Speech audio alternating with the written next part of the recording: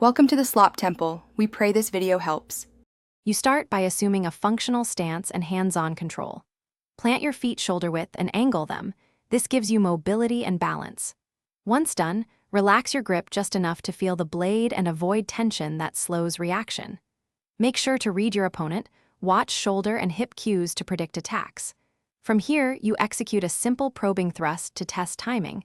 This forces a response and reveals distance, letting you plan the next move with clarity and speed.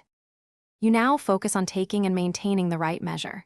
Move in with half-step probes to gauge reach, then withdraw to reset. This conserves energy and invites mistakes.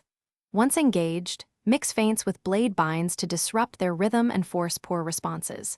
Make sure to strike during their committed actions, like when they exhale or shift weight, because that's when their defenses are weakest. Keep your motions economical and varied. Small changes in rhythm win, exchanges more often than pure power. You finish by converting the opening into a clean action and immediately return to readiness. When the gap appears, commit to a single decisive cut or thrust rather than a flurry. Efficiency reduces exposure.